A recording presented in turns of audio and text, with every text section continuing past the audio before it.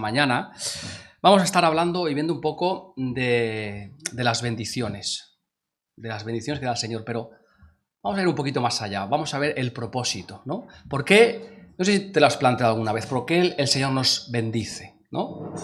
Podríamos decir porque nos ama, ¿verdad? Porque quiere lo mejor, pero el por qué, el propósito de las bendiciones. Y vamos a ver un texto que se encuentra en la segunda carta que escribe Pablo a los Corintios, y en el capítulo 9.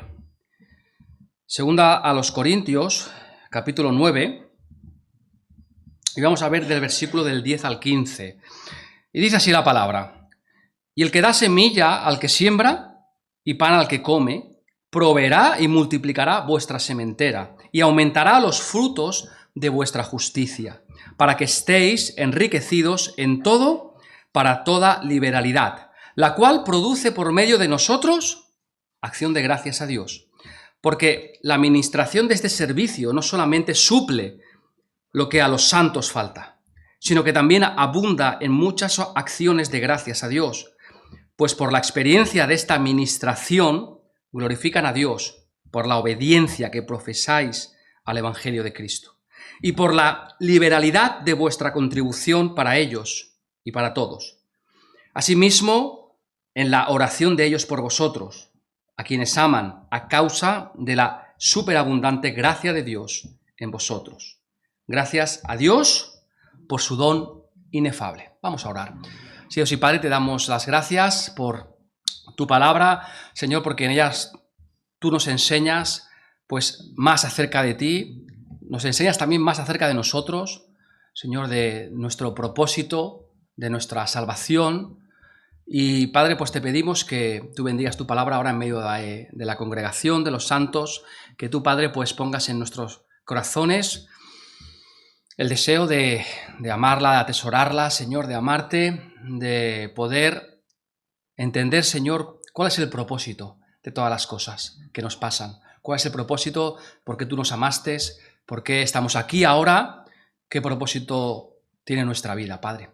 Tú solamente eres el que puede dar sentido a nuestra vida, el que nos das la gracia, eres el que nos da el propósito, Señor, y el que podemos descansar en tus promesas. Te lo pedimos y te damos las gracias en el bendito nombre de Cristo. Amén.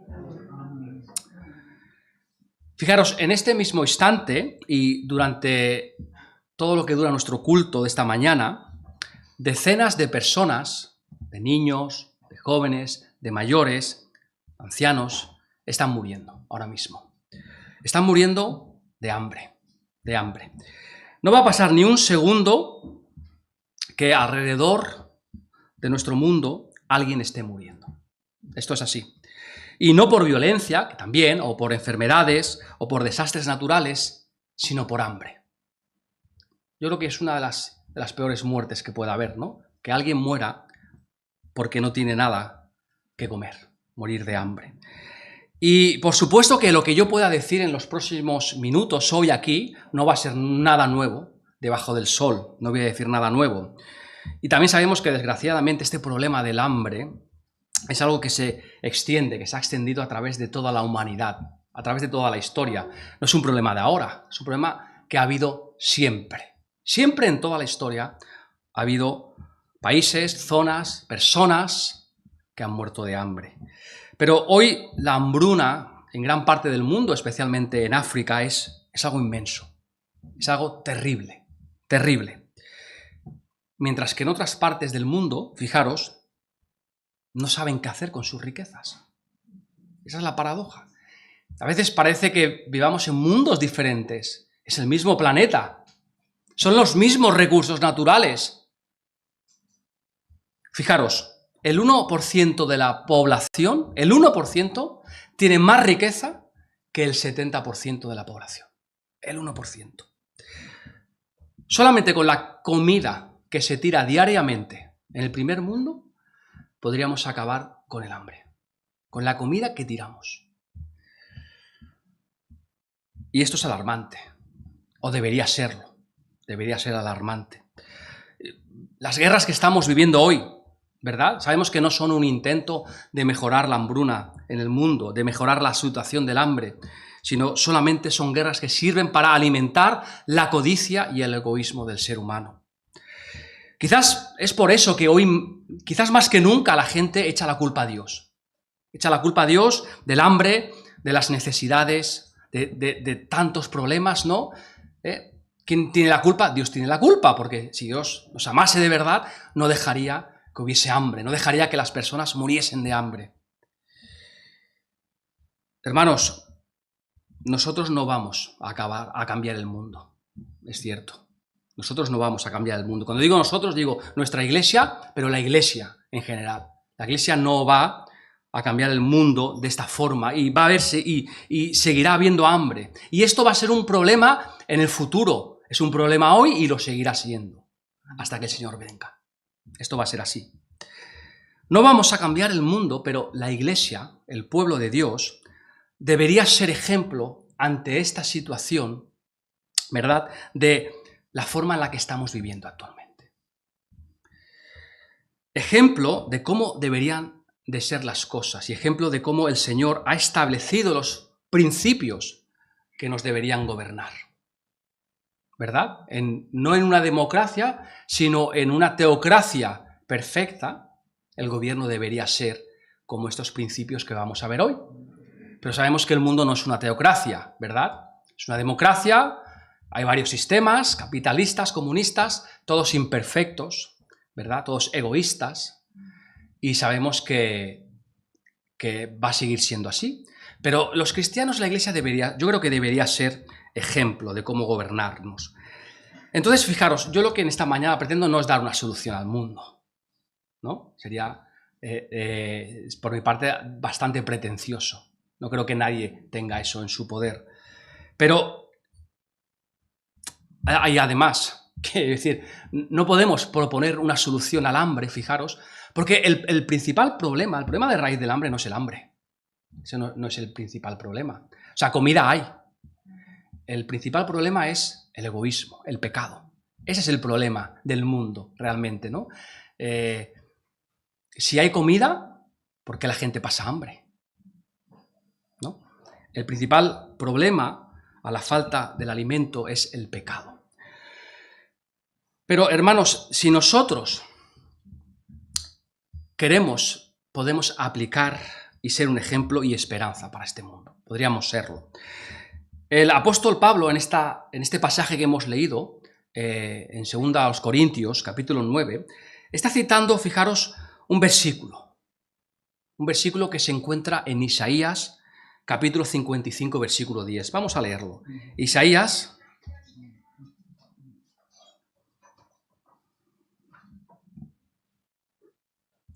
55 y versículo 10 dice: porque como desciende de los cielos la lluvia y la nieve, y no vuelve allá, sino que riega la tierra y la hace germinar y producir, y da semilla al que siembra y pan al que come. Este es el texto de Isaías y es el texto que toma Pablo. Dios es el que riega la tierra, la que la hace germinar y producir, y da semilla al que siembra, y es el que da pan al que come. Fijaros, este texto de Isaías nos da las bases de cómo deberíamos gobernarnos. Y nos debería hacernos pensar como iglesia y como pueblo de Dios, y por tanto como cada uno, como creyentes, de qué forma estamos aplicando esto en nuestra vida.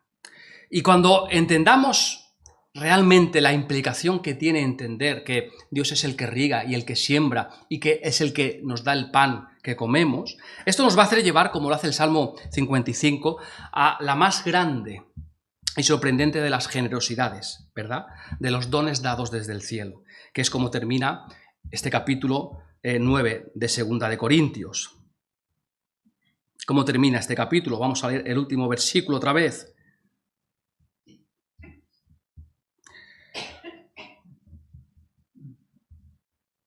Gracias a Dios por su don inefable. Y el 14. Asimismo, en la oración de Dios por vosotros, a quienes aman a causa de la superabundante gracia de Dios en vosotros. La superabundante gracia de Dios en vosotros, ¿no? ¡Wow! La grandeza de Dios, ¿no? vamos a ir por partes, porque necesitamos sobre todo entender dos principios que están muy claros en este pasaje. El primer principio, la primera idea que nosotros tenemos que entender es que nosotros como iglesia tenemos que tener algo que dar como iglesia, para que podamos ser esa luz necesaria en el mundo, ¿sí? Por lo tanto, si no tenemos nada, si no nos han dado nada, si Dios no nos ha dado nada, ¿qué vamos a llevar al mundo?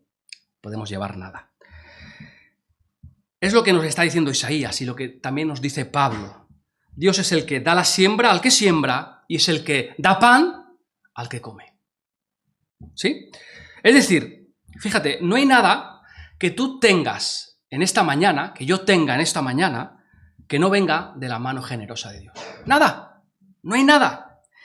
Y hermanos, es verdad que tenemos que trabajar. No estoy diciendo que nos sentemos en una silla y a esperar a que Dios nos da. El mismo apóstol Pablo nos dice que quien no quiera trabajar, que no coma. Es cierto, tenemos que trabajar y hay que trabajar duro y tenemos que ser ejemplo como creyentes en nuestro trabajo. Pero siempre tendremos que decir que no hay nada que no hayamos recibido. Nada. Unos capítulos antes, en la primera carta a los Corintios, en el capítulo 4, versículo 7, nos dice, fijaros que nos dice, porque ¿quién te distingue? ¿O qué tienes que no hayas recibido? Y si lo recibiste, ¿por qué te glorías como si no lo hubieras recibido? Esa es la idea. Todo lo que tienes, lo has recibido de parte del Señor. No hay nada que adorne tu casa, no hay nada que tú puedas sacar de tu frigorífico o de tu despensa que no venga del cielo. Porque, hermanos, todo lo que se siembra es de la mano de Dios. Todo lo que cosechas es de la mano de Dios. Y el pan que comes es de la mano de Dios. Y esto deberíamos tenerlo nosotros, los creyentes, muy claro en nuestra memoria y en nuestros sentidos. Muy presentes, muy claro. Y claro, esfuérzate, claro que te tienes que esforzar, esfuérzate, pero cuando veas que te esfuerzas en tu cosecha y en tu pan, recuerda que viene de Dios. Hermanos, lo que Pablo nos está intentando introducir en esta cita es que si eres enriquecido y si hay mucho en tus manos, de alguna forma es para la generosidad que debes manifestar. ¿Sí? Vamos a leer otra vez, versículos 10 y 11 de nuestro texto, 2 Corintios 9. Y el que da semilla al que siembra y pan al que come, proveerá y multiplicará vuestra sementera y aumentará los frutos de vuestra justicia, para que estéis enriquecidos en todo, para toda liberalidad, la cual produce por medio de nosotros acción de gracia. Si el Señor te da, es lo que el Señor te da. No es que tú te lo merezcas, no es que yo me lo merezca, es que el Señor me lo da. Si el Señor te da todas las cosas, entonces tú tienes que saber que tú eres el administrador de esas cosas. ¿Sí? Por lo tanto, somos administradores. Administradores. Hay otra palabra que también usa la Biblia para hablar de administrador, que es mayordomos. Mayordomo significa esto. Era el administrador de la finca, de la casa, ¿no? Y ese es el concepto. Somos mayordomos de parte del Señor. El Señor nos ha dado, nos ha bendecido y nosotros tenemos una responsabilidad. Somos administradores. Y, hermanos, entender que si eres enriquecido para ser generoso. Para ser generoso. Y esto es lo que nos está diciendo Isaías y esto es lo que nos está diciendo Pablo. Ya sea en lo material, pero no me estoy refiriendo solamente a lo material, también a lo emocional o incluso a lo espiritual. Si has sido enriquecido desde un punto de vista espiritual es para que seas generoso.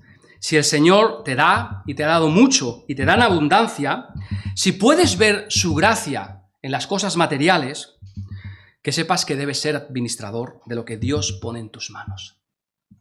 Por lo tanto, cuanto más nos da el Señor, más responsabilidad. Más responsabilidad. Porque estamos llamados a eso, a ser buenos administradores.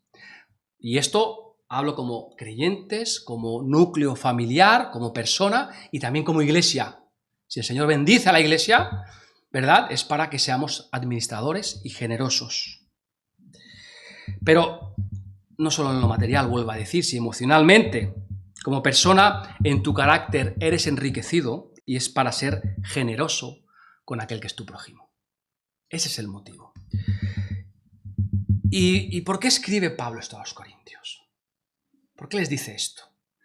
Bueno, esto tiene que ver, y lo podemos ver con la misma iglesia de Jerusalén, en su comienzo, ¿sí? En los versículos anteriores de nuestro pasaje, el apóstol Pablo, si, no vamos a leerlo, pero porque no tenemos tiempo, pero nos habla de un concepto, ¿verdad? Nos habla acerca del maná. ¿Os acordáis del maná? ¿Sí? Lo que era el maná, ¿verdad? El alimento que Dios enviaba a su pueblo cuando estaba en el desierto, cuando salió de Egipto. ¿Y qué nos dice en el capítulo 8 Pablo acerca del maná? Que el que recogió mucho, no le sobró. Y el que recogió poco, no le faltó. Y ese es el concepto. Había maná suficiente, pero no para alimentar la codicia. Porque el que guardaba, ¿qué ocurría con el que guardaba? Se estropeaba al día siguiente, ¿verdad? Sino que había maná suficiente para que pudieran estar satisfechos y saciados. Entonces, hermanos, el concepto es este. Tú no recoges para acumular, ¿no? No recogemos para acumular, sino para repartir.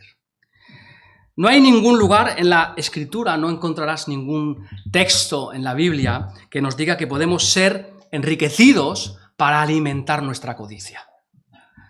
Sino que lo que nos dice es todo lo contrario, ¿verdad? Que somos enriquecidos para ser generosos. Para ser generosos. Y claro, eso el mundo no lo entiende. El mundo eso no lo entiende. Y yo entiendo que el mundo no lo entienda, ¿verdad? A veces lo que me cuesta más es entenderlo, que si eres creyente tú no lo entiendas. Por tanto, siempre, siempre recuerda que el Señor te da lo que siembras y te da lo que comes. Este debe ser un principio tan básico que debería regir toda nuestra vida. El Señor nos da lo que sembramos y lo que comemos. Y que además Él lo hace de una manera generosa para que tú seas generoso. El mundo no lo hace esto, ya lo sabemos, por eso hay hambre, ¿verdad? El mundo no lo hace, pero la pregunta es ¿por qué nosotros tampoco lo hacemos a veces? ¿Por qué nosotros no lo hacemos? Y el segundo principio es que cuando entendemos el primer principio de la generosidad como iglesia, como creyentes, y cuáles son las razones de nuestro Dios al darnos todo lo que nos alimenta, es que, fijaros, esto trae como principio bendiciones. Bendiciones. En el capítulo 8, el versículo 14, ya nos lo estaba diciendo Pablo y aquí ahora nos lo está ampliando, es que lo que tenemos y lo que producimos, lo que tenemos y lo que producimos es para suplir las necesidades del otro. No es para atesorarlo yo para mí. Te gustará más, te gustará menos, pero esto es un principio bíblico. Es decir, que el Señor da cosecha amplia para que a nadie le falte. Y fijaros, el mundo está constantemente diciendo, ¿por qué Dios permite el hambre? ¿Por qué Dios permite las injusticias? ¿Por qué Dios permite las maldades que vemos en este mundo? Pero la Escritura está diciendo, esto no es así. Esto no es así, hermanos. Dios produce y permite que la tierra dé lo suficiente para todos. Tenemos un mundo, el Señor nos ha puesto en un mundo donde no debería faltarle nada a nadie. O sea, hay recursos suficientes para todos, pero esto no ocurre. No ocurre. Y el problema es la codicia del ser humano, no la culpa de Dios, ¿no? No es la culpa de Dios. Es que ¿por qué Dios hace o permite que pase la gente hambre? Volvemos otra vez a la raíz del problema. No es el hambre el problema, sino el pecado y la codicia. El problema que nosotros tenemos es que, aun sabiendo que Dios nos da de manera abundante, no sabemos repartirlo. No sabemos repartirlo. Y si a algunos les falta en este mundo, y aún más, si a alguno les falta que están entre nosotros, es porque no hemos sabido o no hemos querido repartir lo que el Señor nos ha dado en abundancia. Bueno, pueden parecer palabras duras, pero es así. Si alguien entre nosotros pasa necesidad, no es culpa de Dios, es culpa nuestra. No hemos sabido repartir ni ser generosos con la abundancia que el Señor nos ha dado. Pablo lo que está diciendo a los corintios, y voy al propósito, ¿no? ¿Por qué Pablo escribe esto? Lo que le está diciendo a los corintios, mirad, es que había una necesidad en Jerusalén. En Jerusalén, en la iglesia de Jerusalén, había necesidad. ¿Y qué dice Pablo? Vamos a ayudar a Jerusalén. Y también lo ha dicho en Macedonia, no solamente a los corintios, y en Acaya, y en Galacia, ¿verdad? Podríamos ver los primeros versículos del capítulo 8 de 2 Corintios.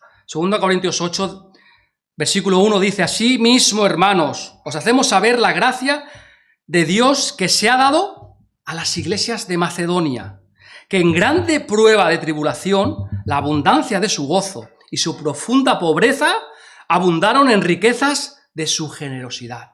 ¡Wow!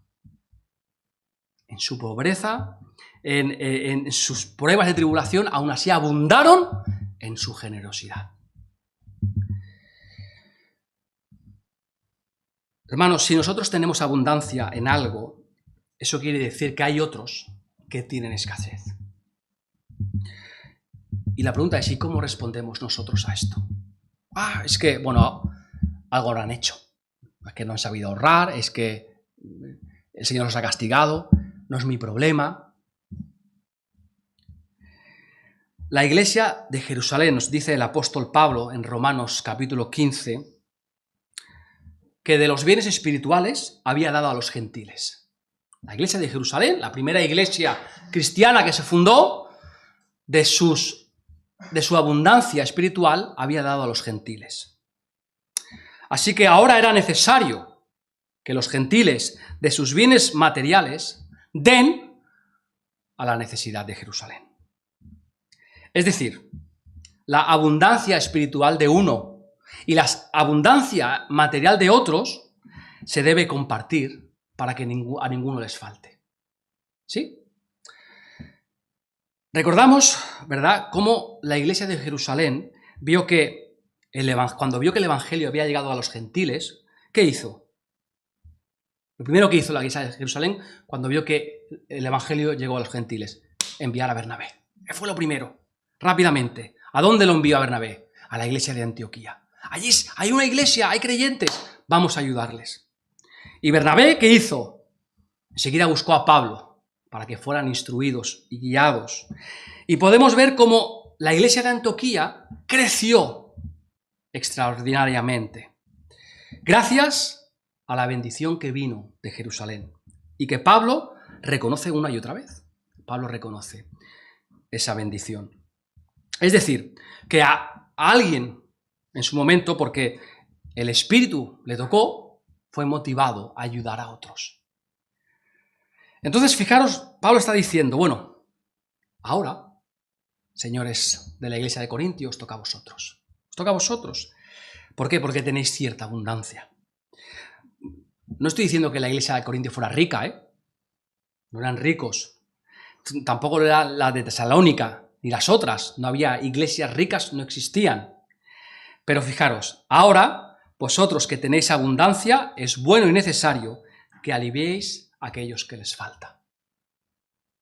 ¿Sí? No hace falta, no hay que esperar a ser ricos para dar. El Señor nos da y nos da en abundancia. En otras palabras, tú y yo, como pueblo de Dios, somos, ¿qué? Instrumentos. ¿Para qué? Para la bondad de Dios. Es decir, ¿cómo demuestra Dios su bondad? Por medio de ti y de mí. Por medio de ti y de mí.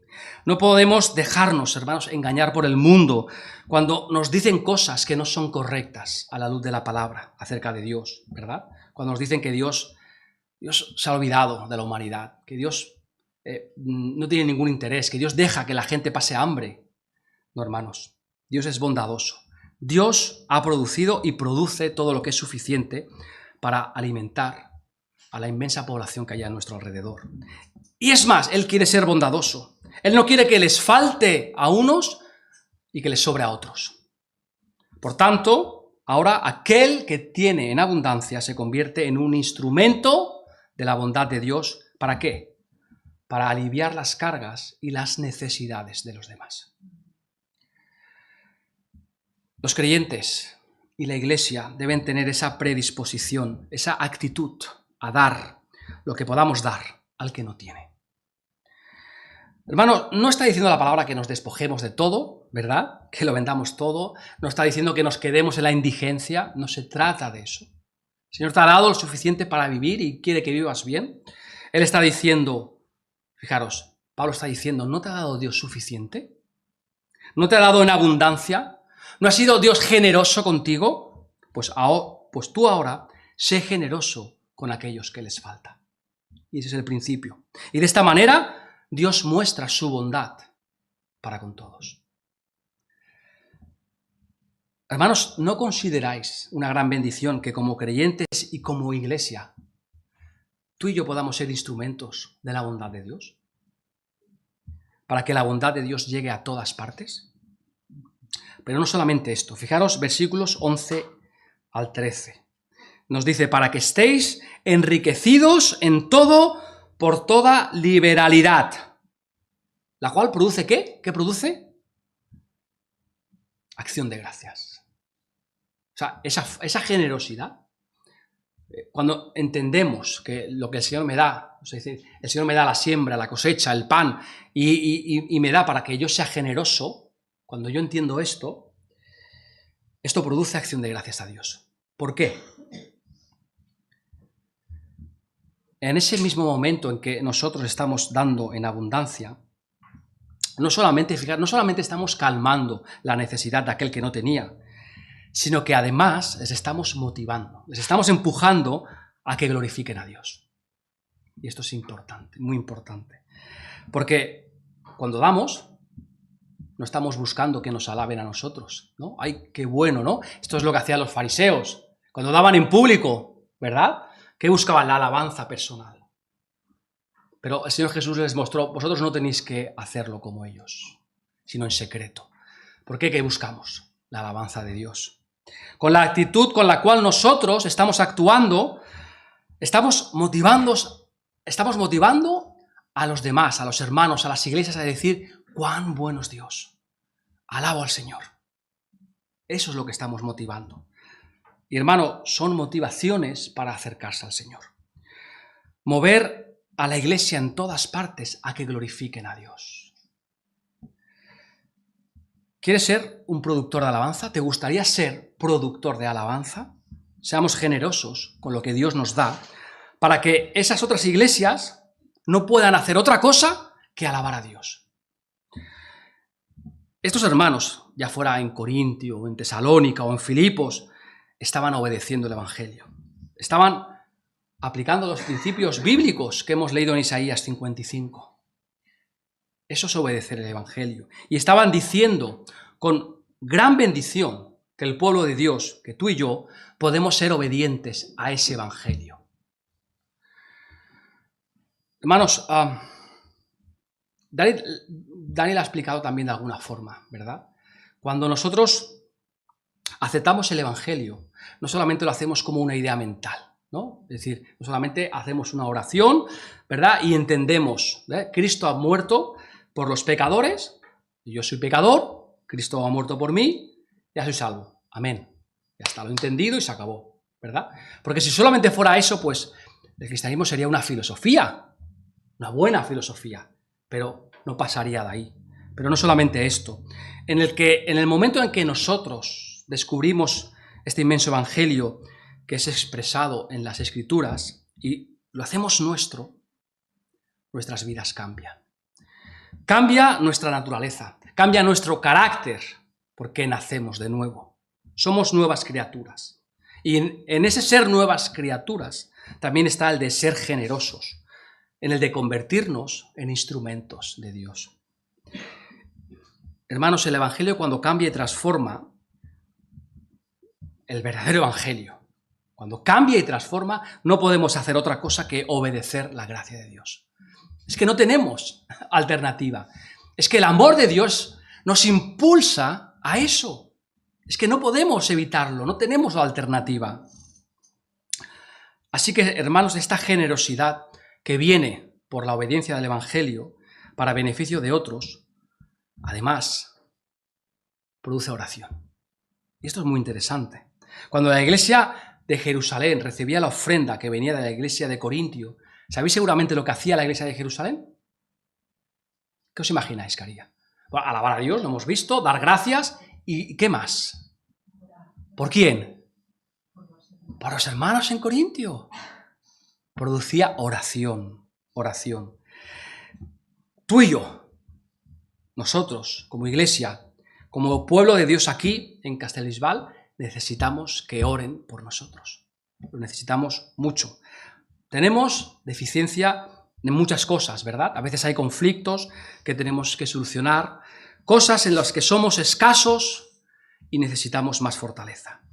Necesitamos que otras iglesias en otros lugares oren por nosotros. Lo que Pablo expresa en ese texto es que cuando, fijaros, lo que les dice a los corintios, ese es el concepto, cuando vosotros dais la ofrenda, este esfuerzo económico que va a ayudar a Jerusalén, entre otras cosas, va a producir que oren por vosotros. Y cuando nosotros podemos actuar con esta generosidad, cuando podemos ver cuál es la necesidad, cuando podemos ver qué es lo que le falta a los otros y podemos proveer, si el Señor nos da, podemos proveer para esa necesidad, ellos, esos receptores de nuestra generosidad, van a ser movidos a orar por nosotros en gratitud. Hermanos, necesitamos que mucha gente levante la voz por esta iglesia, que ore por esta iglesia. Por lo tanto, tenemos que ser generosos con lo que el Señor nos da. Si lo que queremos es la bendición de Dios sobre nosotros, en las cosas que nos falta, seamos generosos para motivar a nuestros hermanos en otros lugares a orar. Así que, fijaros todo lo que estamos transmitiendo con respecto al pueblo de Dios, a la iglesia, ¿verdad? Hemos dicho al principio, no vamos a cambiar el mundo, pero le vamos a decir al mundo que aplicar los principios que nosotros vemos aquí hace que todo cambie, hace que todo tenga una nueva perspectiva completamente diferente.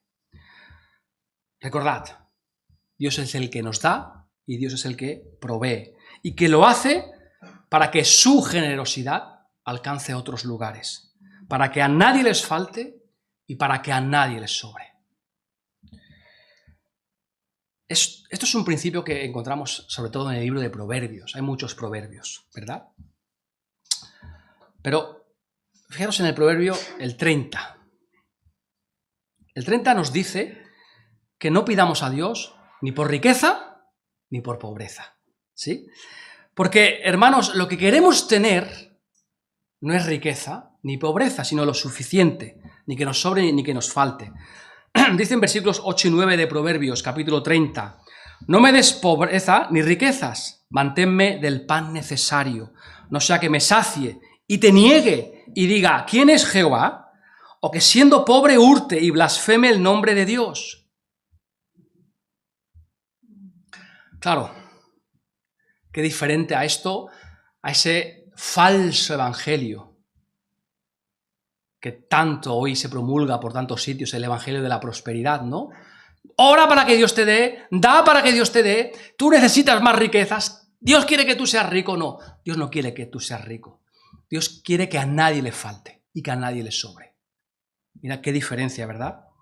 Entonces, la idea es que todos podamos avanzar juntos y que todos podamos proveer, porque esto va a traer bendición sobre nuestras propias vidas y sobre los demás. Pablo hace una cosa muy interesante, hace una ruptura en todo el pasaje. Está hablando de la generosidad, de dar, de que el Señor provee, y de repente habla de el don inefable. ¿Sí? Vamos a verlo. Vamos a volver otra vez, 2 Corintios 9.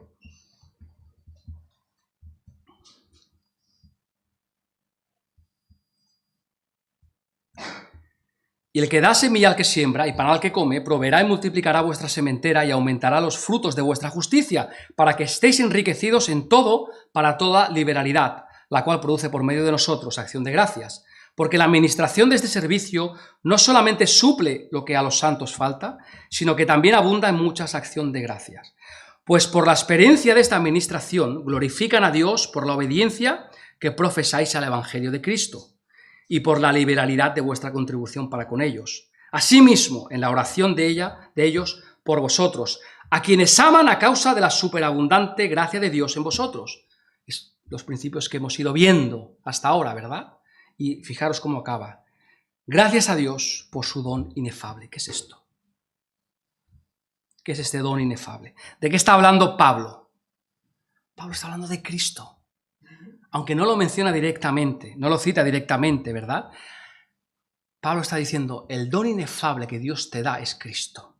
Y este es el mismo concepto que conocemos todos en el Evangelio de Juan, capítulo 3 y versículo 16. Porque de tal manera amó Dios al mundo que dio al don inefable. Cristo es lo que Dios te ha dado. Dios no puede darte nada más que Cristo. Y nada menos que a Cristo. Porque Cristo es todo. Cristo es todo. Y también lo leemos en el Evangelio de Juan en el capítulo 4, versículo 10. El don que es nuestro Señor Jesucristo. Hermanos, y también lo vuelve a repetir Pablo otra vez en Romanos 5, en Romanos 6. Y fijaros, lo cita también Romanos capítulo 8, versículo 32. El que no escatimó ni a su propio Hijo, sino que lo entregó por nosotros. Y luego hace una pregunta aclaratoria.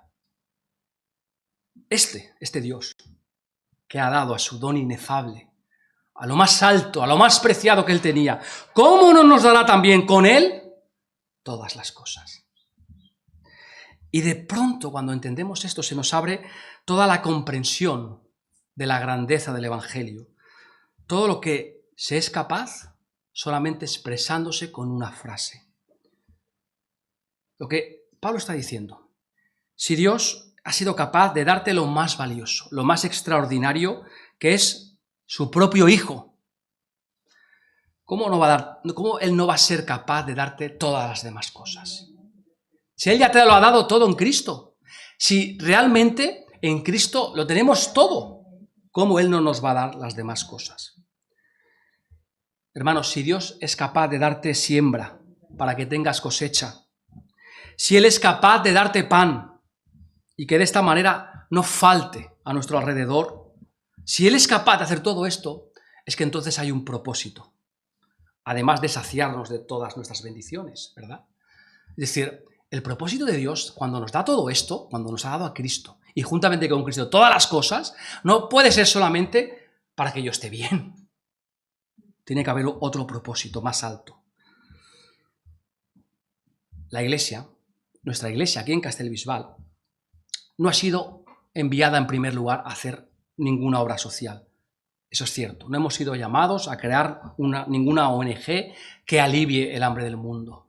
Ese no es nuestro cometido.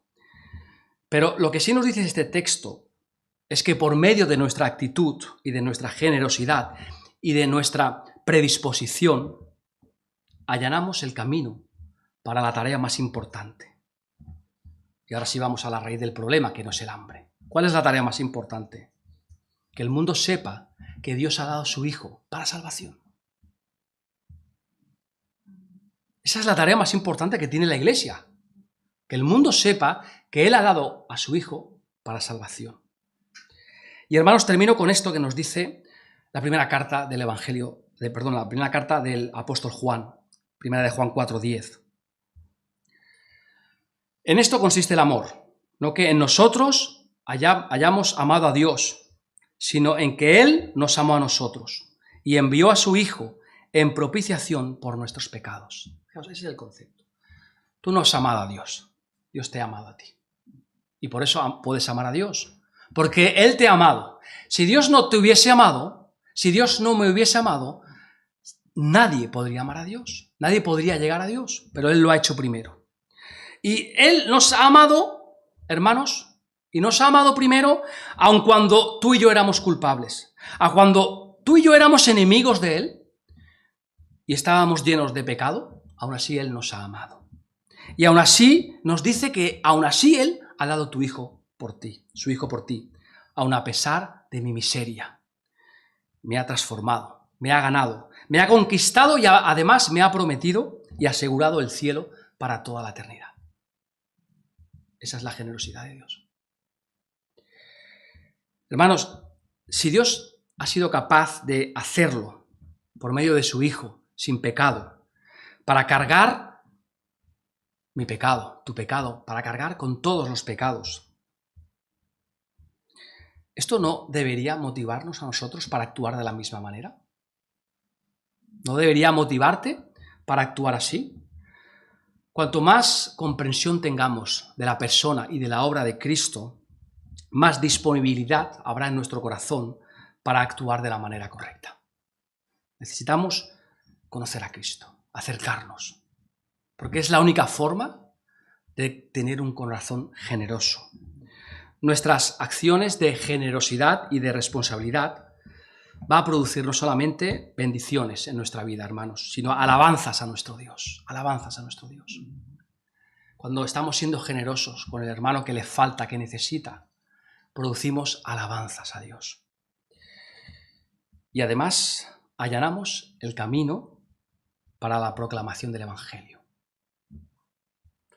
¿Qué dirán aquellos que nos escuchan decir que amamos a Dios y que ven que entre nosotros alguien pasa necesidad? ¿Qué dirán? Hermanos, seamos generosos con lo que el Señor nos da. Para eso, primeramente, tenemos que ser conscientes de lo que el Señor nos da.